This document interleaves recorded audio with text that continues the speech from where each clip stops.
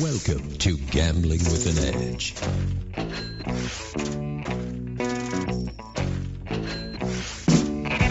And now, here are Bob and Richard. Good afternoon. Welcome to Gambling with an Edge. I'm Bob Dancer. And I'm Richard Munchkin. Our guest today is Professor Edward O. Thorp, the intellectual godfather of all card counters, and equally the intellectual godfather of a certain breed of financial market analysts. We'll be talking about Thorp's new book, A Man for All Markets. It's available now at all the usual places. It'll surprise nobody when it prominently climbs the bestseller list. Before we talk to Professor Thorp, there's a bit of news recently that's worth discussing. It's in the preliminary stages, but the Nevada state legislature is at least considering a bill that would lower the gambling age in this state from 21 years of age to 18. I'm of two minds about this and do not know how I would vote if that were my task, which it isn't.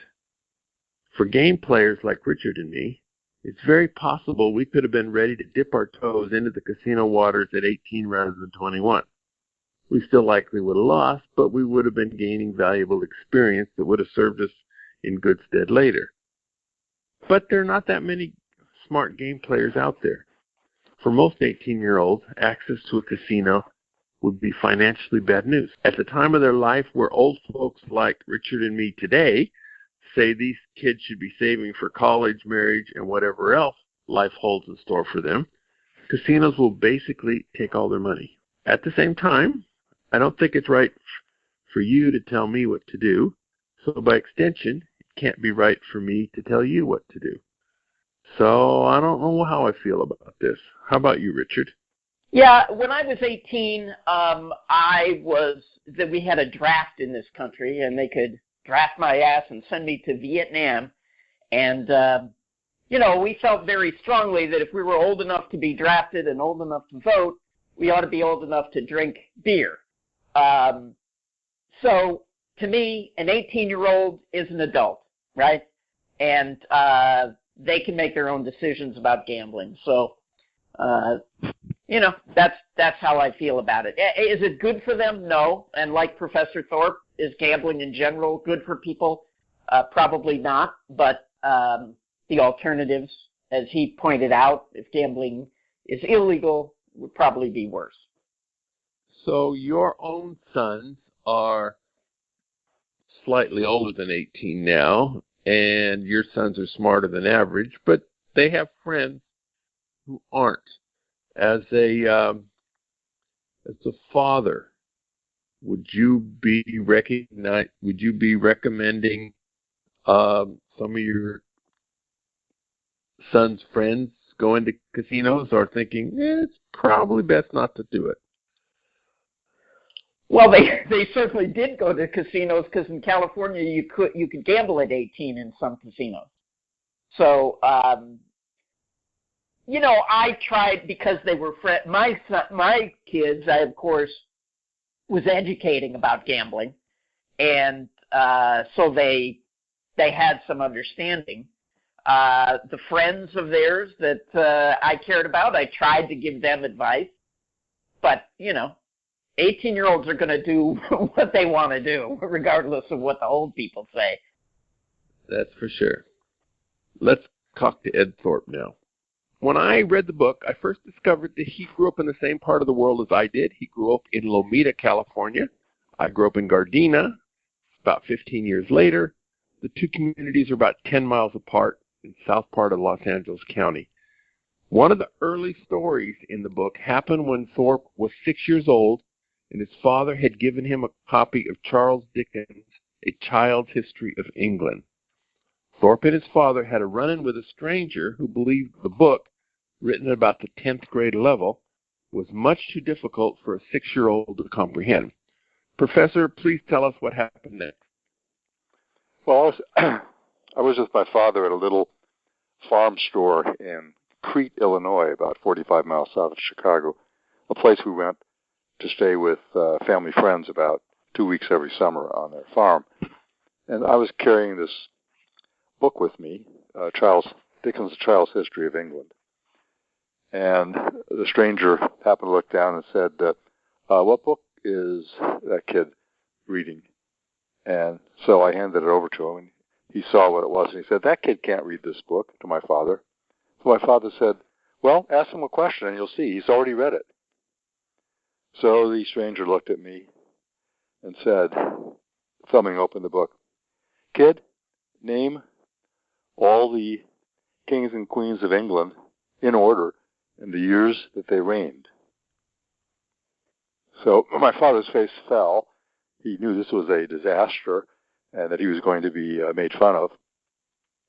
But to me, it was just an informational question. So I looked at my head to see if the information was there, and it was. So I began to recite Alfred the Great, began 871, ended 901. Edward the Elder began 901, ended 925. And as I finished the list of 50 or so rulers with Victoria, began 1837, and it doesn't say when she ended. The man's smirk had long since vanished, and my father was extremely happy. So I realized then that knowledge is the sort of thing that he admired, and that if I learned things well, he would be very proud of me. And I loved him a lot. So that was one of the things which kind of moved me along the track to learning things and trying to learn them very well. When I read that anecdote in the book, it became very clear to me that you were an entirely different species than I was, intellectually speaking. If I treat you as a rock star, I apologize, but that's how I see you. I cannot imagine a 6-year-old having that kind of a memory on a pop quiz that he didn't know was happening. That's amazing. And your other things later in your life are equally amazing. But that was very impressive. Well, Since this is a gambling show. Yeah. And I have to say, I really enjoyed the book. I don't know what I was expecting, but the book takes you places, the reader, places that I was not expecting to go. So, and it's a really good read. So, I just wanted to get that in there. That you're quite a good writer.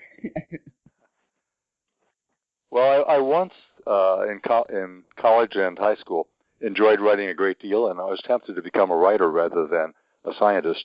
But then I went down the science path, and I learned to write dry, compact, didactic stuff. So when I first wrote this book, it was that way, and my editor leaned on me to try to be more, have more stories, things about people, and make it something that related to the general reader more. And at first that was hard work, but I then began to recover some of the writing skills I had a long time ago before I went down the science writing path. So I'm glad it came out that way. Well, it did. Since this is a gambling show, let's first talk about your experience with blackjack. Take 8-10 minutes or so and walk us through your blackjack experiences. Well, I got into blackjack, you might say, purely by chance. I was teaching at UCLA just after I got my PhD, waiting to go to MIT the following year. And my wife and I had very little money, but we knew Las Vegas had cheap, fun vacations. So we headed out there over Christmas vacation of 1958. And for reasons I'll get into a little later, I was interested in getting a first experience at the gambling tables, seeing what it was like. So I decided to risk $10.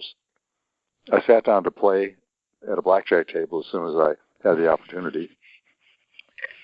And I learned before I went from a professor in the mathematics department that there was a strategy that was pretty good. You couldn't win with it, but it had been devised by 4 Army mathematicians while they were doing their 3-year term at Aberdeen Proving Grounds in Maryland. So with hand calculators, they had worked out what's now known as the basic strategy in blackjack, or at least a good approximation to it. And they said you could play almost even. You could play with about a 0.6% disadvantage. That was as good or better than anything else available in Las Vegas. So I thought this is the place to learn a little bit about casino gambling. The real reason I wanted to learn about it, which I may talk about a little later, is that I'd already figured out how to build a wearable computer to beat Roulette. And I wanted to case roulette wheels in Las Vegas to verify that they worked just the way I thought they did. That is, they were well maintained, properly machined, and so forth. So that was my real reason for wanting to be in a casino and get some gambling experience.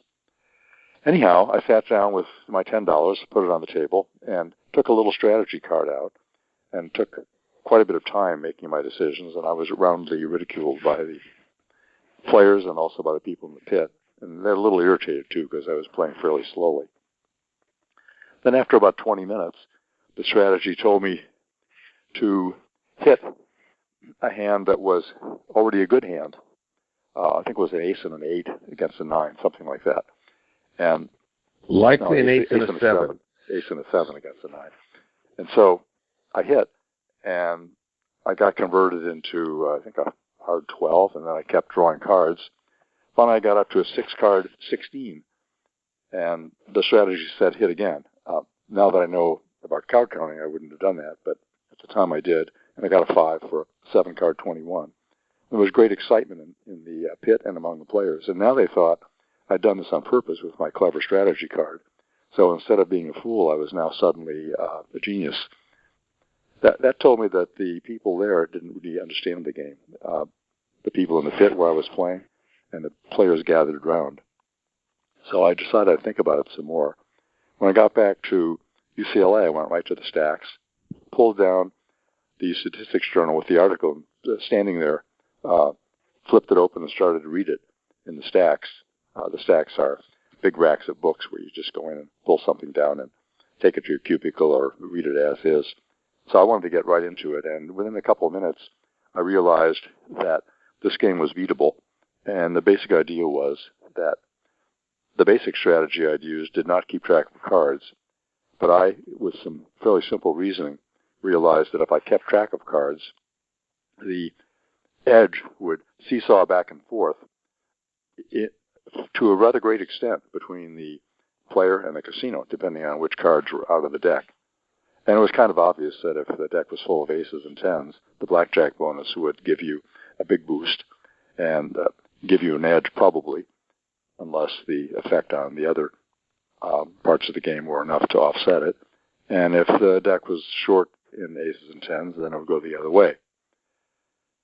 So I sat down to calculate all this, first by hand, but it took forever.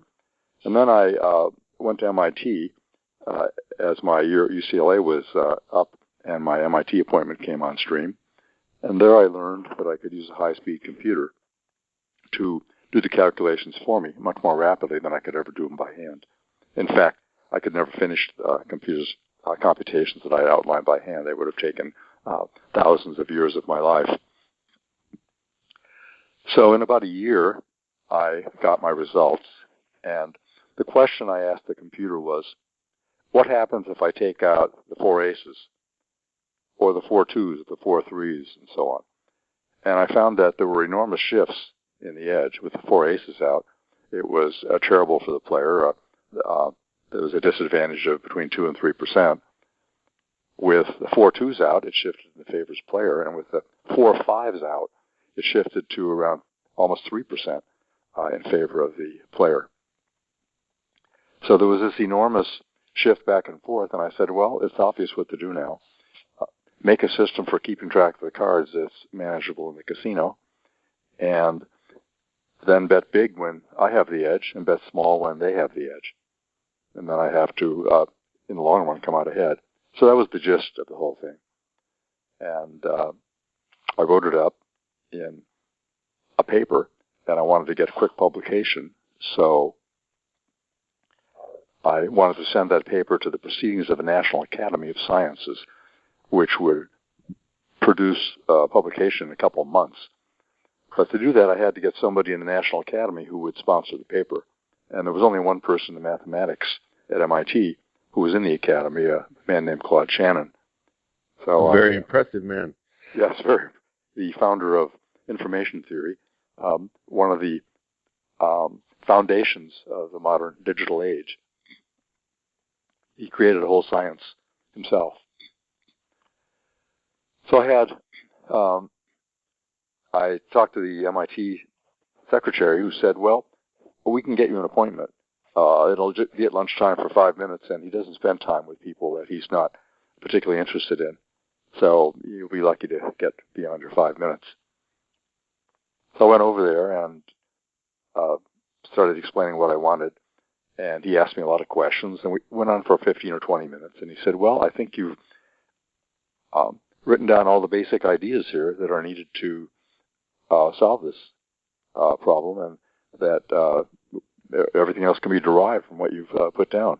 And I'll send this article in with some abbreviation. So I had to abbreviate the article and not tell all the good things I had.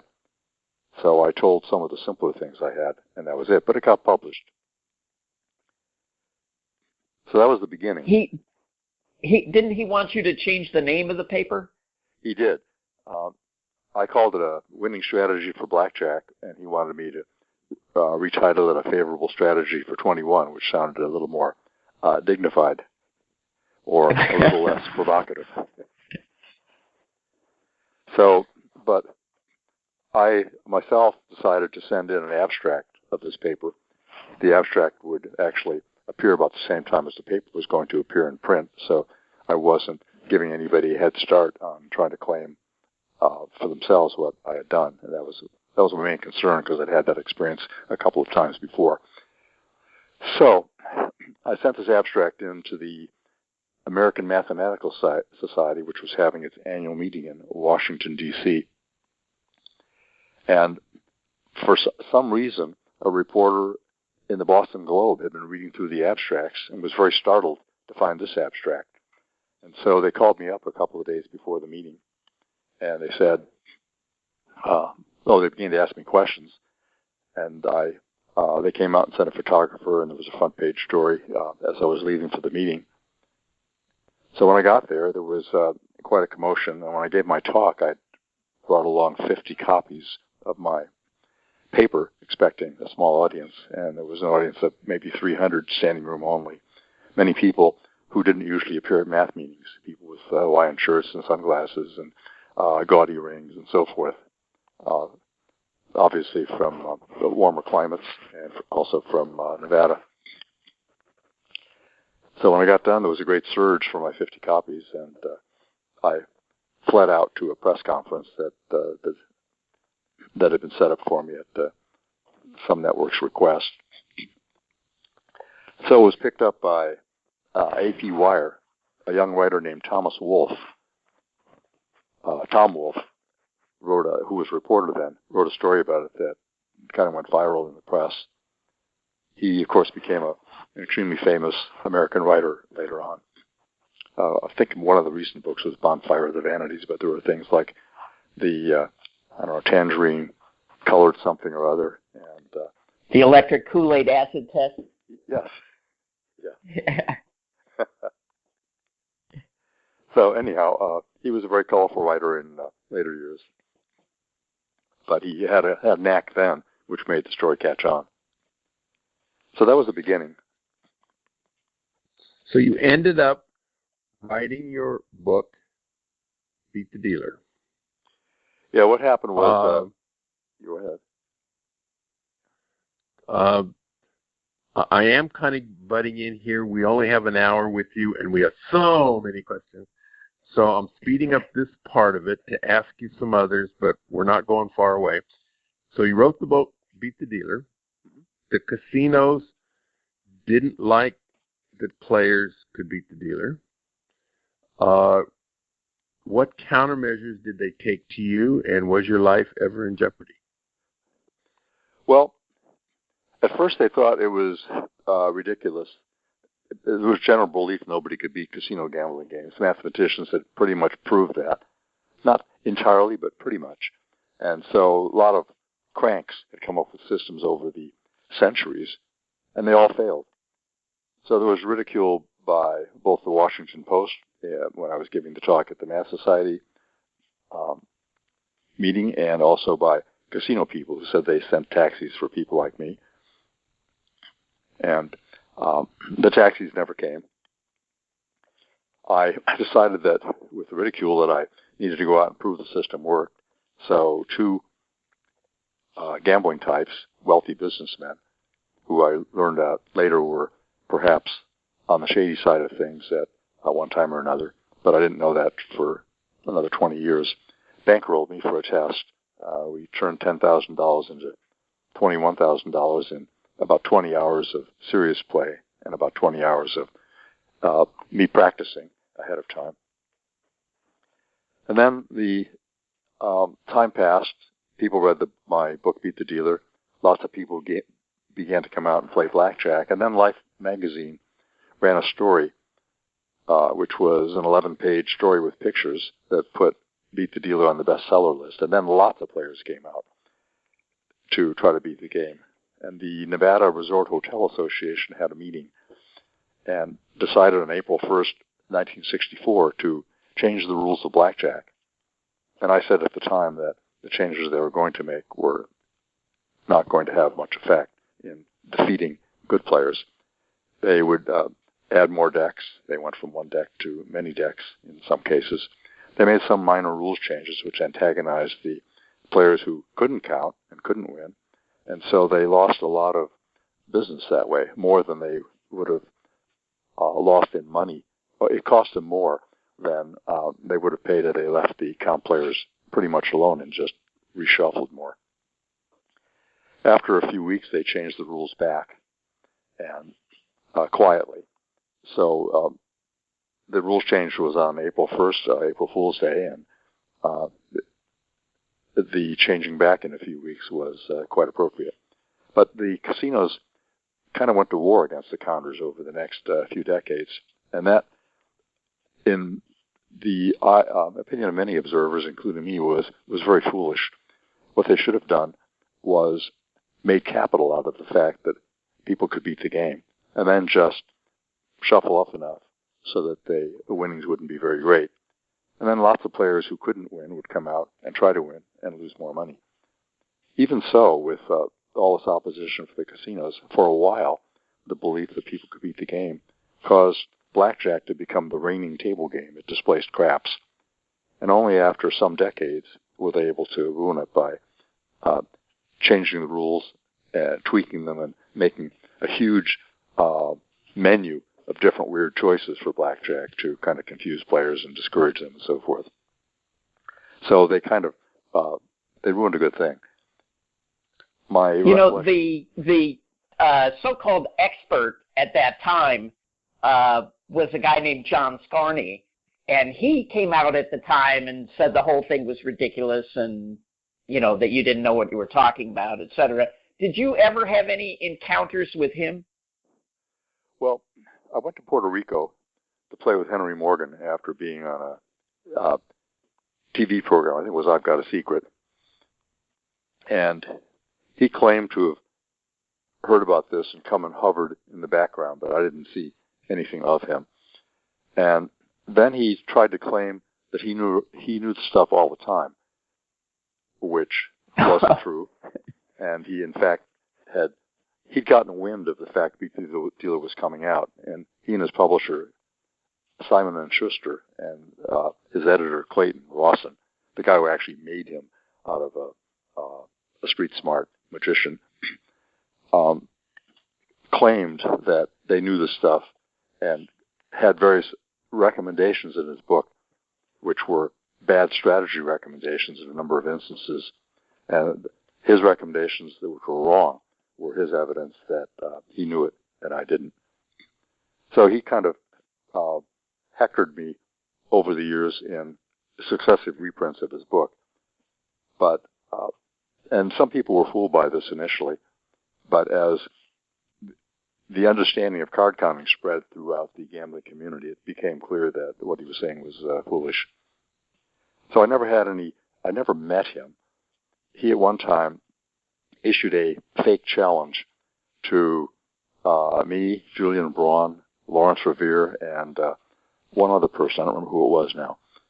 But it was fake because whenever they tried, led by Lawrence Revere, whenever they tried to set something up, he always changed the rules of the encounter, so it never happened. And I said, it's foolish to deal with this guy. Don't bother. But the other people tried and failed. So anyhow, he was a guy who I considered just a PR manufactured expert. Yeah, I agree. I mean, he was a guy who had to write 2 autobiographies. One wasn't enough. Right. Within a few years of each other. But yeah, he did set himself up as the gambling authority for quite a long time. One of the pieces of baloney that stuck in my mind that came from him was he claimed to have taken a die and rolled it 15 million times and kept a record of what happened. And that's going to take a while. The upshot of it. Well, it took more time than he had, actually. When I computed how long it would take, it was not possible. And then he claimed to come up with, I think it was within just a few rolls, like 2 or 3 or 4, of the right frequency distribution for the numbers. And the probability of that is so vanishingly small as to be absurd, but he didn't realize that a very close approximation to the expected value is as unlikely as a very large deviation. Huh. So it's clear he made it all up. So in your book, it sounds like you spent maybe 2,000 hours developing your blackjack strategy system, and you probably played less than 200 hours. Is that approximately right? That's probably right, because to me, it wasn't about the money. It was about finding out something that people thought wasn't possible and demonstrating that it really was. And then having the fun of learning about an environment I had no previous knowledge of at all, namely the gambling world. So all that was very interesting to me. But after playing blackjack half a dozen times, I began to lose interest. It became a grind. And I said, I'm not interested in making money this way. It's not the kind of life that I planned for myself. I thought I'd become a professor at a good university somewhere and spend most of my life just doing that with smart people, interesting problems, and so forth. That brings up, we had a question from one of our listeners that relates to that exactly. And his question was that why do people like myself, and he named a couple of other professional players, bother with blackjack when there is so much more money to be made in horse racing, and that it was foolish to waste our time with casino games when we should be in horse racing. And it seemed to me that you faced a choice very similar to that yourself, in that you weren't out to become the richest man in the world.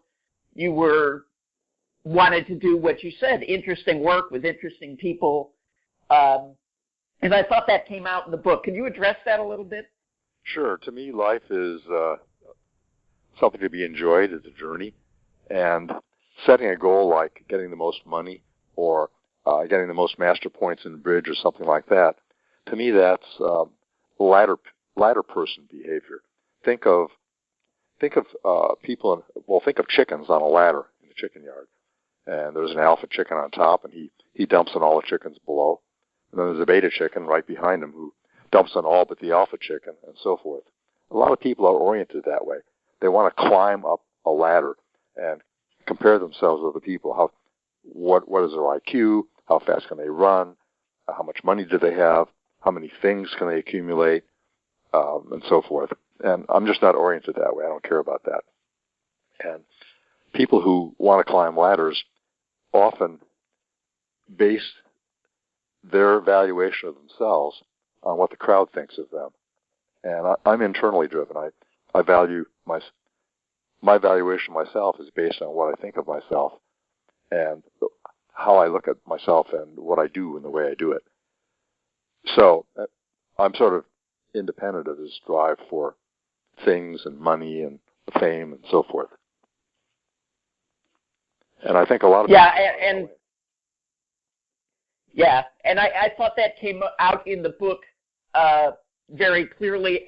And at the same time, you very early on, I think in the 60s, said that you thought Warren Buffett would become the richest man in the world, right? Yes. Well, he started as he said, when he was 11.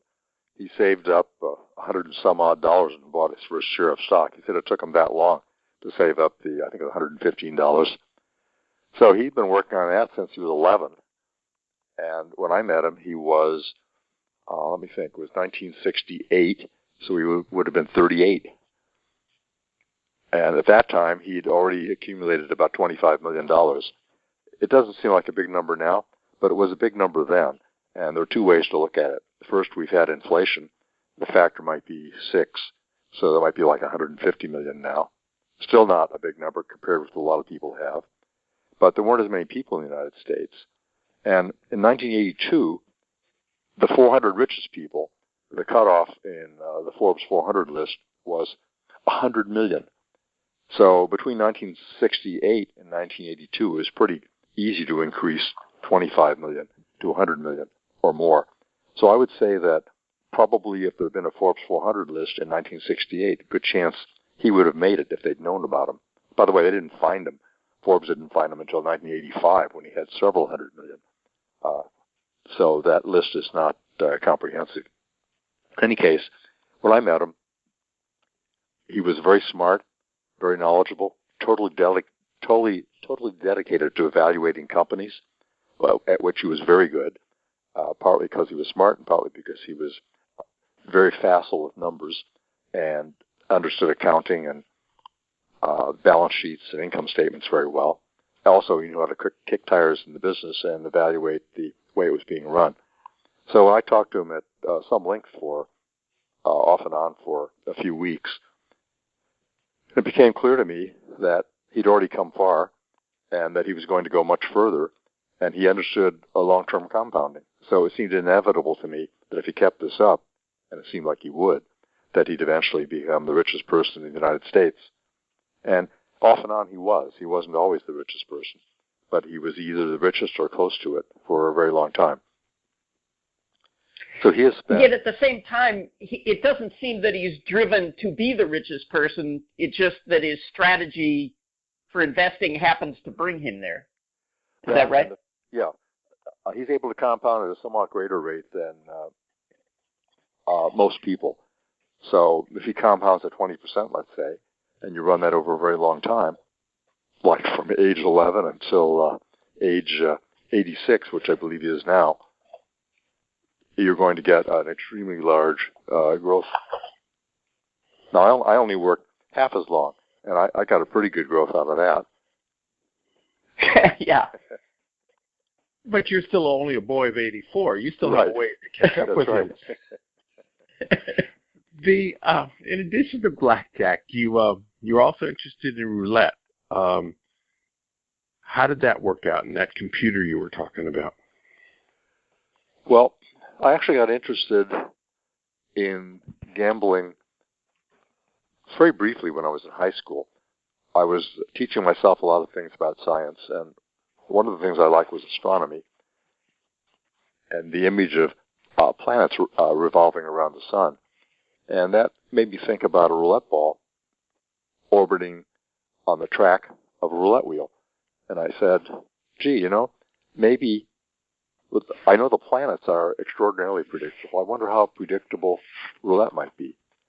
So I thought about that a little bit and said, maybe there's something there. I bet that's a possibility. And then about 7 years later, when I had a master's in physics and 7 more years of physics behind me, I happened to be talking to somebody in the common room at the student co-op where I lived at UCLA. We were just taking a tea break on a Sunday afternoon from studying, and somebody brought up the fact you couldn't beat Las Vegas. So I said, well, I think you could, and I'll tell you why. So I explained to them my idea for predicting the orbit of a roulette ball and getting an estimate of where it would fall out on the wheel. So which group of pockets were most likely, neighboring pockets on the wheel. So there was an argument back and forth, and I convinced myself that this would work, and I set out to actually build a wearable computer. I didn't know that that's what it was called. It wasn't called that till much later. Build a wearable computer to do all the prediction work and actually place winning bets on the wheel. So that's why I went to Vegas to play blackjack, because I thought I was going to build this computer and end up in the casinos betting on roulette, and I wanted to get a little casino experience. Well, when I talked to Claude Shannon about blackjack, he asked me what else I was working on. And I thought about it a bit, and I said, well, and I told him about my idea for a roulette computer. And he got very excited because he was one of the all-time great gadgeteers. And he built stuff like I used to build stuff as a kid when I was learning science. We hit it off, and we decided to go into business together and actually build this wearable computer. We spent the next 9 months, at least half the time I was working at MIT, doing that. The rest of the time I was teaching and doing regular math research, helping take care of a new baby. So in 9 months, we built the wearable computer. We went out in August of 1961 with our wives, tried it out. It worked. It turned dimes into piles of dimes. We were just betting small because we were validating the fact that it worked. We had a little trouble with the hardware. There was a little earpiece about the size of a pea, a little speaker that was in my ear canal, and that had wires going down to a receiver on my body. And that's how I got the signals from Claude Shannon, who was apparently a stranger to me, standing by the wheel, tapping in measurements as the ball and rotor spun around. And the computer that he wore would send me a signal telling me where to bet. So he was standing by the wheel. I was way down at the other end of the layout. I couldn't even see the ball going around.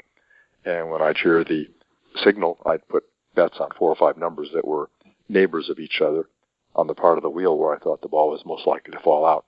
So that's how that worked. And it became clear after this one weekend that everybody was pretty scared except me. Probably they were right to be scared. And I'd had more casino experience, so playing blackjack, so I wasn't. I was pretty comfortable there. And I realized that the only way we were ever going to be able to pull this off on a big scale was to put on an act, wear disguises, be clever about misleading the casino and doing all kinds of other things. And it seemed to me that it just wasn't worth it. It wasn't the life any of us wanted to lead. I would have to, in fact, train a whole new set of people to do this. And I didn't want to go through all that. So we proved it in principle. It became the first wearable computer, according to the MIT timeline. And it's sitting in the MIT museum now. It's been on exhibit in Germany and has had other people viewing it. Did you consider writing a book about that experience back then? I thought about Beat it, the but wheel?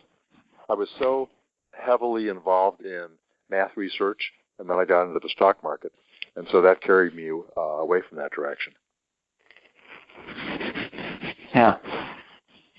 Before we get into the stock market, although it's somewhat related, your writings on gambling, do you consider the fact that you introduced card counting to be most important, or you convinced gamblers that Kelly betting was critical is more important? Well, there are two things if one wants to grow one's bankroll, whether it be in the stock market or in a gambling casino or at the track or wherever. The first is to find an edge, and the second is to decide what the right amount to bet is when you have the edge. And qualitatively, the way to think about it is the bigger your edge, the bigger a percentage of your bankroll you should be betting. But the riskier the bet, the smaller the percentage. So there's a trade-off between return and risk in choosing your bankroll size. Now, the next problem is to figure out what is the best trade-off. And so the Kelly criterion is basically it maximizes the exponential rate of growth of capital. And you bet a fixed fraction of your bankroll, depending on what the risk and return parameters are, more accurately what the entire payoff probability distribution is. And if you bet the Kelly amount, your bankroll over a long series of bets will tend to grow faster than anyone else's bankroll who tries a different strategy. You can back off from Kelly and be a little more conservative. It has fairly wide swings up and down, which scare a lot of people. You can back off from it and, let's say, bet half as much, and it turns out your bankroll will grow about 3/4 as rapidly, which is still pretty fast. Anyhow, I and two other academic finance types edited a book and wrote a lot of papers in it on the Kelly criterion. It came out in 2010, published by World Scientific. It's on Amazon, and it's called the Kelly Capital Growth Investment Criterion. It's quite mathematical, so you either need a math type to interpret for you, or you need to just skim the interesting parts, which are more general reader things, like connectives and introductions to papers and so on.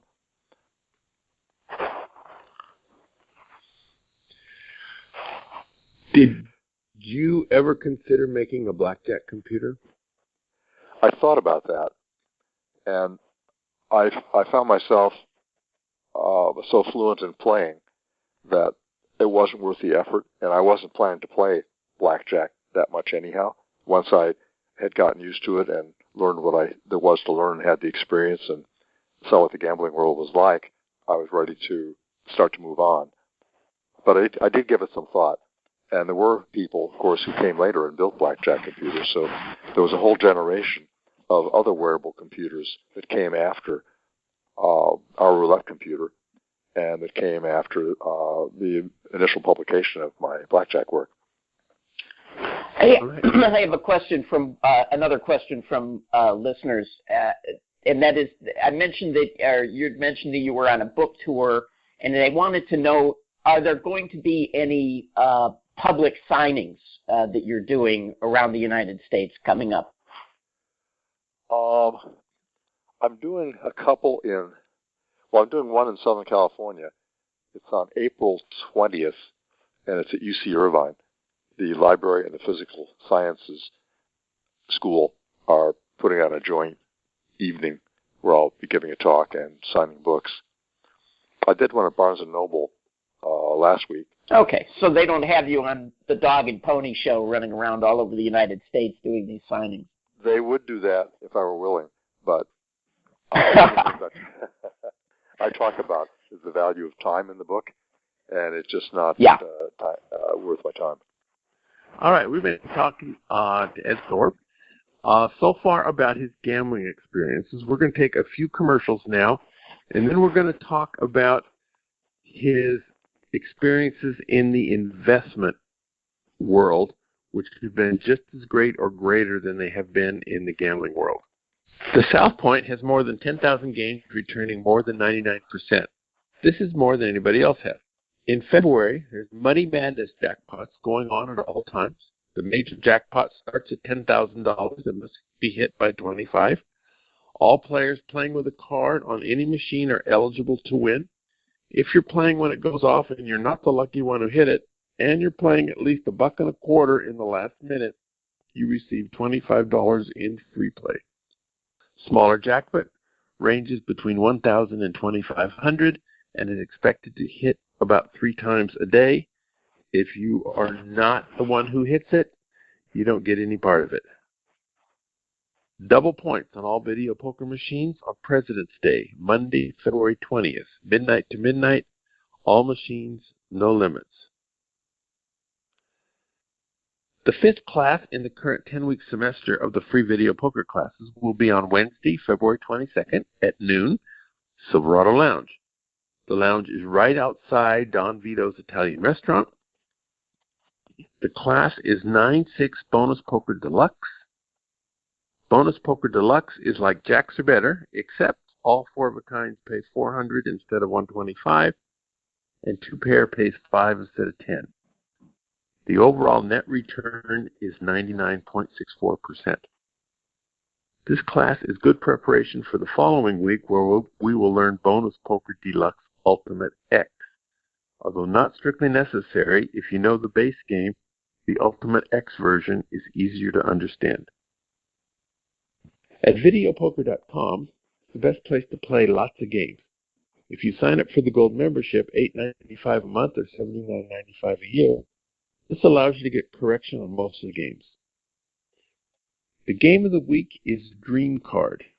Dream Card is 10 coins per line game, where every so often the 5th card is designated as a Dream Card, which means the best available card given the first 4. You get lots more 4-of-a-kinds and royals in this game, but it costs twice as much to play. If you play the game, you should take a look at my February 14th blog on gamblingwithanedge.com. There's a newly discovered possible error in this game.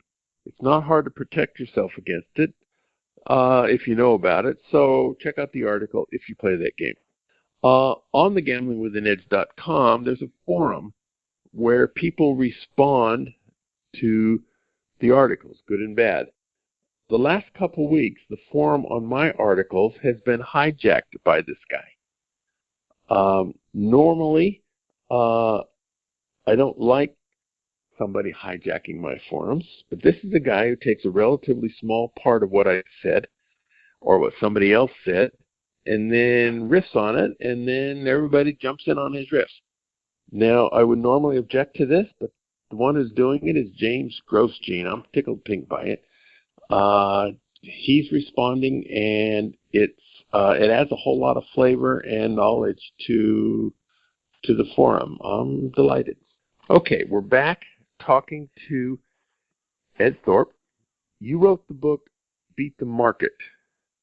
Now, that's said to be the intellectual foundation for quants. What is a quant, and are the theories presented in your book, do they work anymore? A quant is somebody who tends to use some combination of computers, mathematics, probability theory, finance theory, and so forth. Some academic, scientific type thinking in evaluating investments and deciding how to invest. And the book Beat the Market was written by myself and an economist at UC Irvine named Sheen Kassouf, who is since deceased. And we met when UC Irvine first opened in 1965. We actually met the first day that we were both there. And it turned out that I had gotten interested in something called a common stock purchase warrant, which was like a call option only issued by the company, and in those days traded over the counter. And Sheen Kassouf had written his thesis on this topic and was busy trading them. So I had worked out some elementary theoretical ideas that were pretty much like his line of thinking. And I said, why don't we get together and take this a step further? So we met every week for about a year. We did a historical study of warrant hedges of a certain type. We found that we could make 20 to 25% a year historically. Sheen Kassouf had already invested in some of these and done pretty much like that. We found out or figured out how to do it better.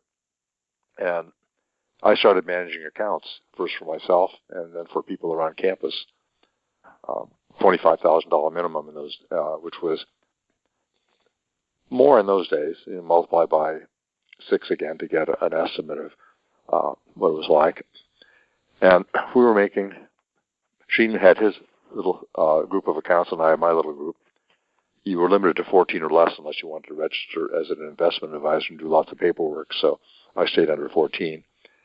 And that led to my meeting Warren Buffett, because there was the dean of the graduate school who happened to be an investor with Warren Buffett. I didn't know this.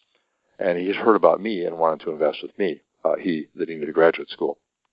So the reason he wanted to scope me out in detail and have Warren Buffett take a look at me was because Warren Buffett was shutting down.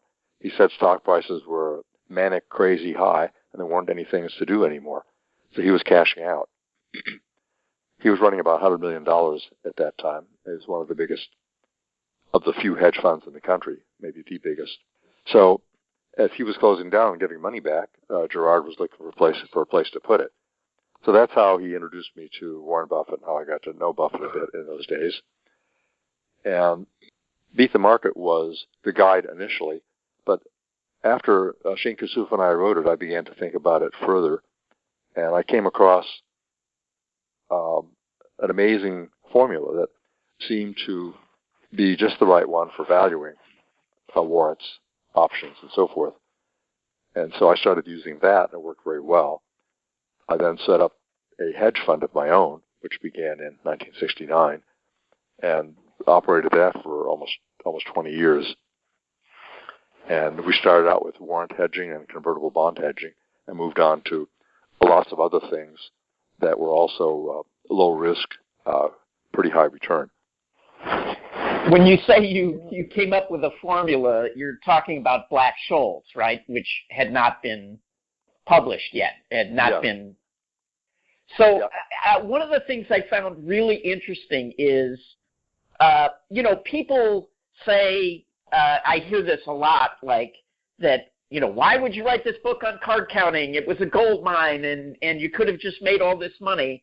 I found it interesting that you chose to write the book about card counting, yet you discovered Black-Scholes before it was out, chose not to publish it, which led to a Nobel Prize for them, but was worth, way, way more money, obviously, than card counting ever could be.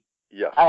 So it was interesting to me that you chose not to publish about that once you found it. Well, the way it happened was I was just sort of an independent thinker from outside the academic financial community. I knew basically nothing about that community, about economics, about academic finance. So I was unaware that this formula would be considered of any great importance in the academic world. To me, it was just a tool for managing my investments. And when I look back, so when I look back, I realized that even if I had published it, it wouldn't have gotten me a Nobel Prize. And there was a paper I wrote called Optimal Gambling Systems in 1969, where I could have put the formula in, but did not. Had I done that, it wouldn't have mattered.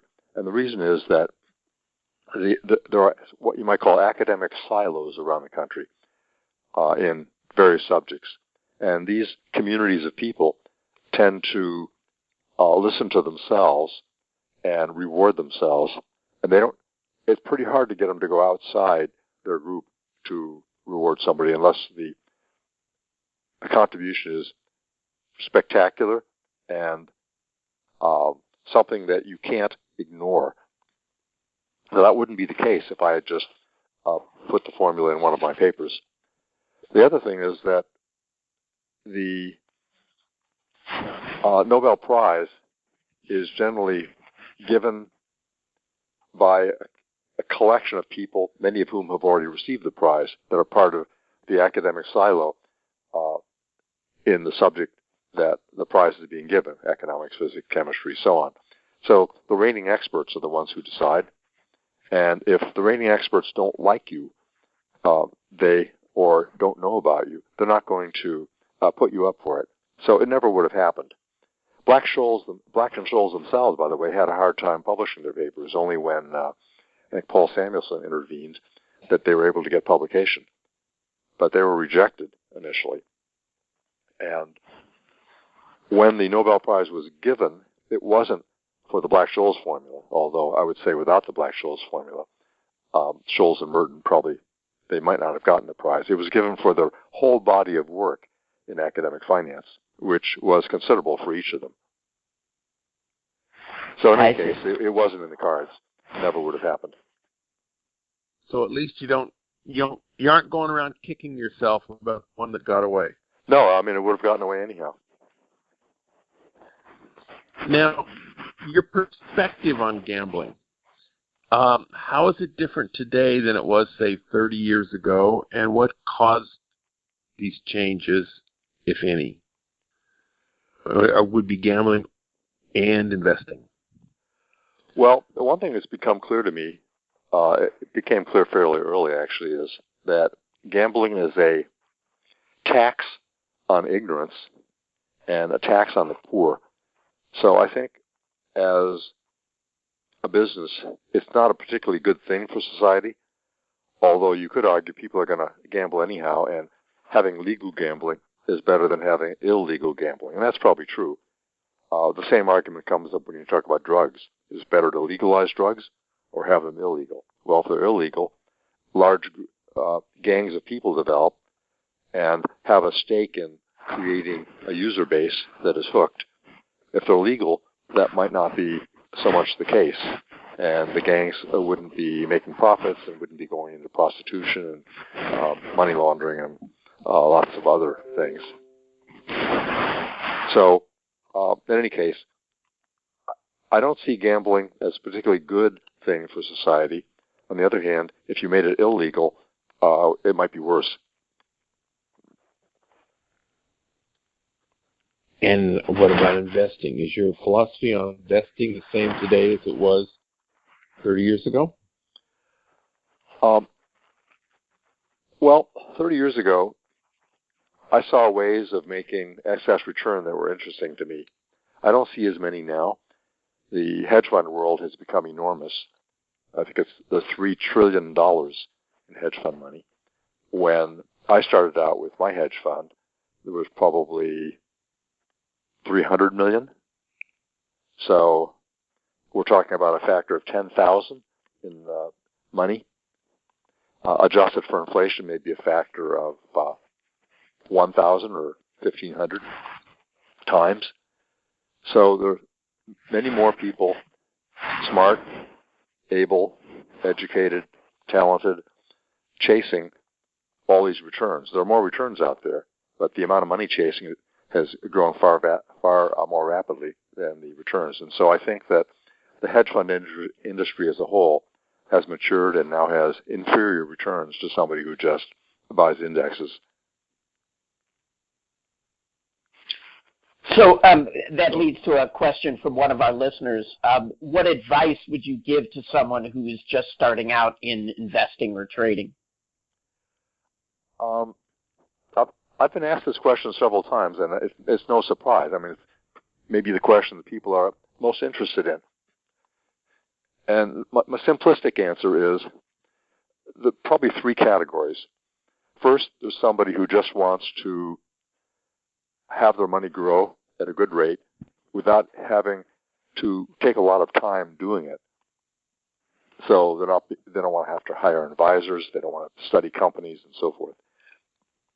So to those people, I say, you can do better than most people with a very simple strategy, and that is to buy low overhead index funds, like Vanguard S&P 500, for example. I think it's 5 basis points. That's 0.05% in costs per year, and maybe another 0.05% in implicit costs, just trading the securities in the fund that Vanguard has to do. They lose a little bit of money in trading because they have to trade against people who have information that they don't have. The upshot is that if you buy an index fund, you're not paying lots of tolls that the other investors are paying, such as taxes because they trade too much, trading costs because they trade too much, and management and advisory fees. The upshot is that you're about 2% better off per year in index funds than all the people who are trading the same securities that are not in index funds. So that'd be my advice to the person who just wants a pretty good solution and doesn't want to spend a lot of time doing it. 2% a year extra adds up. In 30 years, it means twice as much money as you'd have if you didn't go that way. The second category are people just starting out who are really interested in the stock market, want to learn things about it, and might want to get good at it and scale up. And I'd say just start educating yourself. Read as much as you can about things. Don't start betting money on things that you don't understand, because you're going to do poorly in most cases. You're going to be listening to stories that people have told you that don't have any merit, Many of the stories are self-serving. You're going to be fooled by fraudsters like Bernie Madoff. You're going to be late to the game when stocks have already run up because people have spread good stories around, and now you finally heard the story and you buy high. Then the thing falls back down again, and you're discouraged. You sell out. You lose. You go on to the next one, do it again. So read a lot, think, and stay in index funds until you find things in which you are almost sure you have some kind of edge. And you'll know it if you can defend it logically against all comers. Then the third category are people who really want to make a lot of money in the stock market. And so there you want to find something that you can scale up. And if you're in that category, you're going to spend a significant part of your life learning how to do it well and actually, in fact, doing it. Hedge fund was one route. Now the hedge funds make money for the operators, not so much for the clients. And so it's harder to start a hedge fund and make any kind of money now. The big ones that are already running, of course, are sort of grandfathered in and have all kinds of connections, big institutions investing and so forth. So I'd say those are the three categories. One is you're going into it as a major business. The second, you just want to learn stuff because you like it. And the third, you don't want to bother with all this. You just buy index funds and you do better than most.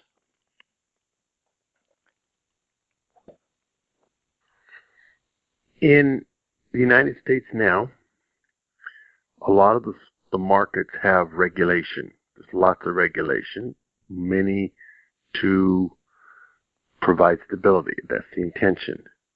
The current administration seems not like regulation, so they're talking about deregulating, presumably to make it easier for rich white men to become richer in the short run. Is this a reasonable interpretation, and how do we protect ourselves against that? Well, that's a very good question. And what we've seen, actually something that the Kelly criterion makes very clear once one understands it well, what we've seen over historical times in the United States is that leverage leads to bubbles and blow-ups and crashes. So we had the crash of 1929, where the markets fell on an inflation, actually deflation-adjusted basis, 85%.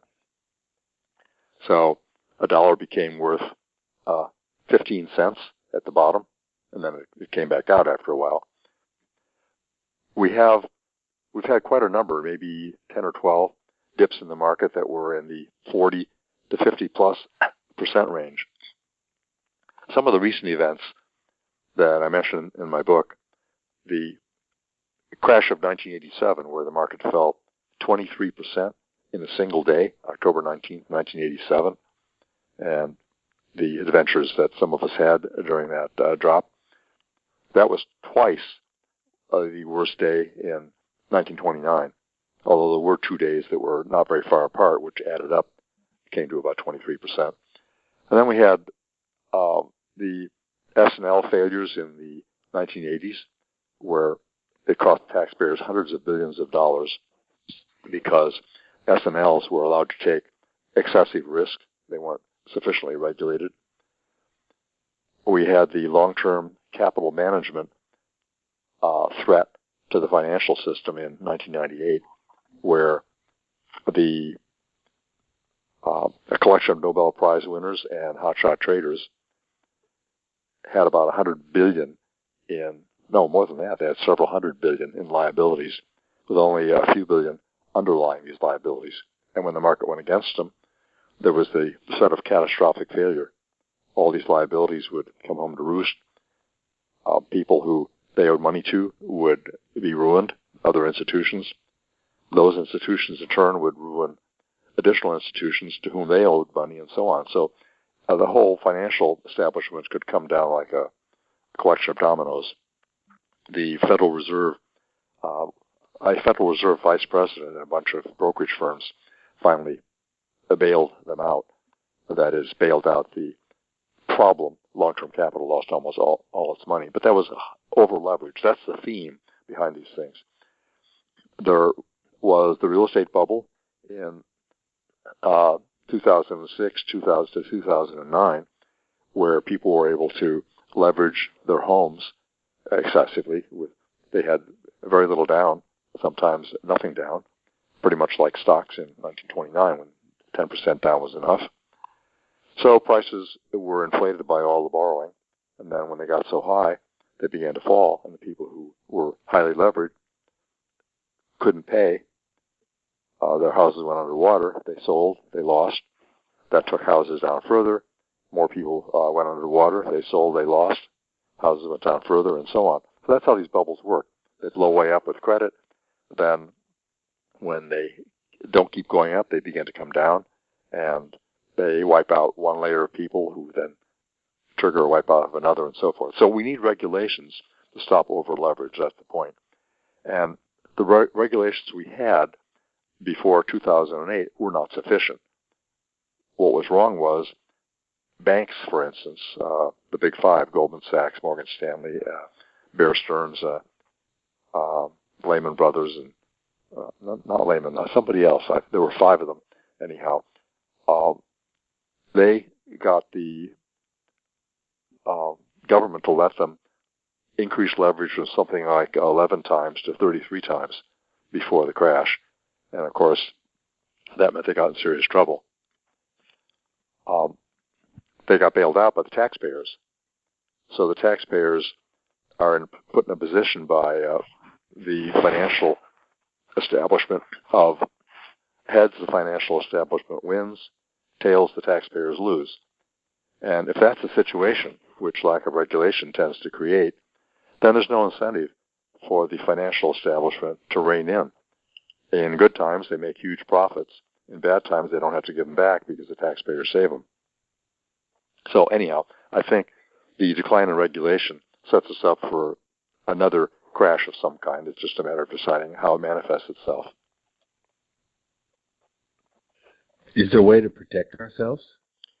Well, the way to protect against that would be for government to step in and tell the banks and other institutions that are, quote, too big to fail, that the parts that create risk have to be spun off into separate vehicles so that the institutions that are too big to fail won't be threatened with failure. So with an investment bank, for example, take the proprietary trading part of it, put it in a separate operation that is not connected to the critical institution, and let that separate operation run by itself. They don't want to do that because there's big money in these proprietary trading operations. And if a proprietary trading operation fails, then the stock, if there are any shareholders, if that's the way it is, or if they're partners, they have to simply take the hit. The problem with 2008, 2009 is the shareholders weren't liquidated in these big institutions. They should have all gone into bankruptcy. And like Chrysler did, like Continental Airlines did, and so forth. Just because you go into bankruptcy doesn't mean you cease to exist. It means that the shareholders' interest may cease to exist. But that's fair because the shareholders should be policing all this and preventing the bad behavior of their institution. Now, I might say as an aside that corporate rules are Soviet style for voting in elections and so on. You can vote yes or no, but whatever management puts up is going to be voted through. They have lots of proxy votes from intermediaries who hold shares, that sort of thing. And so the shareholders, in effect, don't have much power to rein in the bad behavior of individual corporations. That should be changed. There should be shareholder democracy. We should have the same voting that we have for politicians. I don't know if the results will be any better, but they probably won't be as bad as they are now.